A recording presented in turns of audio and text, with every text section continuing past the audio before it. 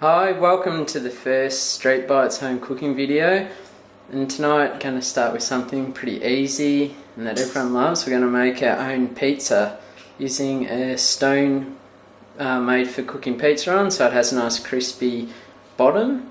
And so yeah, it's a pretty simple process, so we'll move on to the dry ingredients first, which have to be mixed together.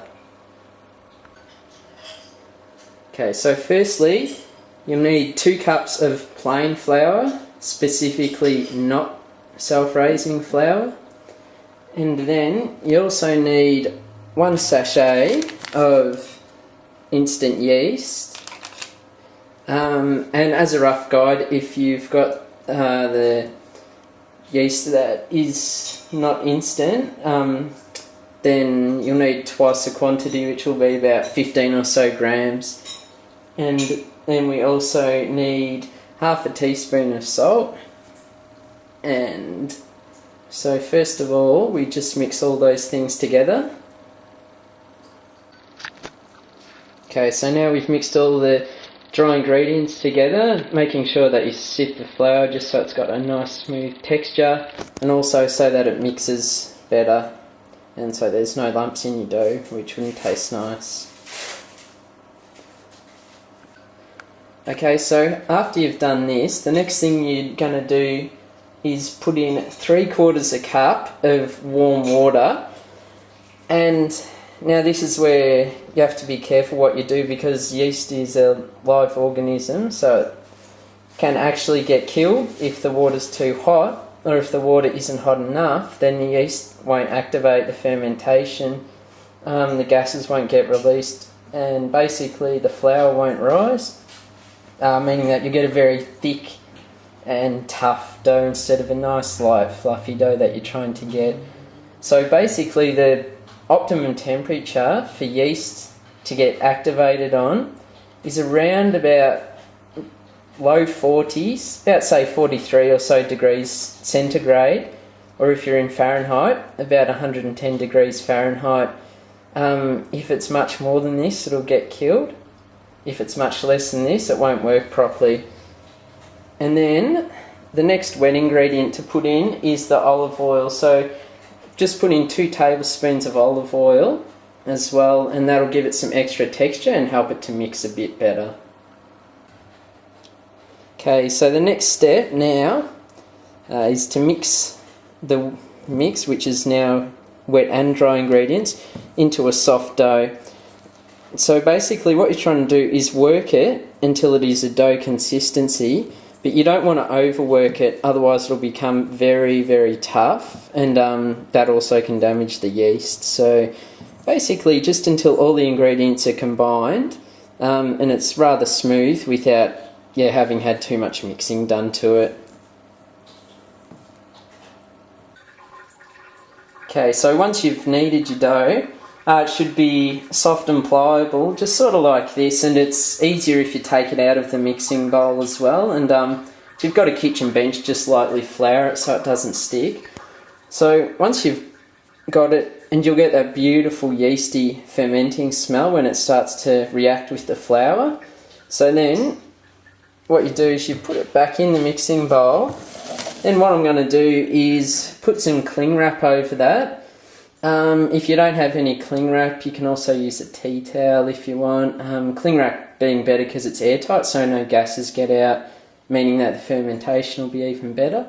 And then what you do next is put it in a warm place, usually for about 30 minutes, and in that time it should roughly double in size. So in my case, what I've done is I've actually put the oven onto its lowest setting, which is 50 degrees, and then I've left it open, so it's a bit lower than 50 degrees. It'll probably be, because it's quite cold, room temperature, the oven itself will probably be about 30 or so degrees. So just warm enough to ease along the fermentation, but not hot enough to once again hinder it. Okay, so this is after we've left the dough to rise for about half an hour. So as you can see, I'm really happy with how much it's risen. It's definitely at least doubled in size compared to what it used to be. And if you also have a look, you can see that there's air bubbles in the dough. So that's another sign that it has fermented properly, because the air bubbles are actually a result of the gas that forms within the flour mixing with the yeast.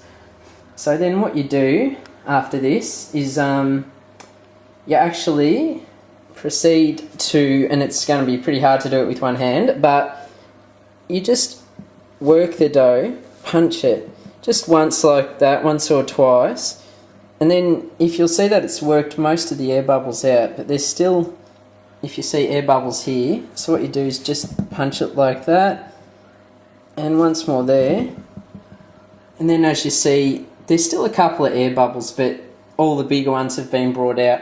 And when you do this, you'll be able to feel all the air in the dough and that it's nice and fermented, light and fluffy.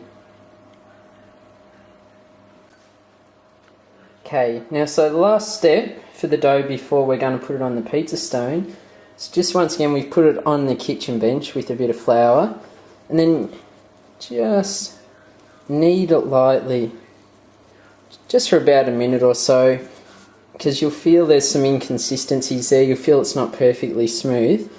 So keyword being gently, just like that, and it can be helpful just to use the palm of your hand and just turn it continuously so one part of the dough doesn't get overworked. So then, yeah, just proceed to do that for about a minute or so, just till it feels a bit smoother. Okay, so once you've finished kneading the dough, this is just what my pizza stone looks like. It's basically a ceramic stone with a matte finish, and what that does is it absorbs some but not all of the moisture from the dough, and what that lets it do is create that really nice brown crispy finish that tastes so good on a pizza, as opposed to the ones that get a bit soft and soggy. Okay, so here's the finished product. As you can see, the crust is browned up beautifully, nice and crispy. The ricotta's nice and browned on top, just how I like it. The ham's nice and crunchy as well, so it looks fantastic. So all that's left to do now is to use the pizza cutter, put it on the plate and enjoy it.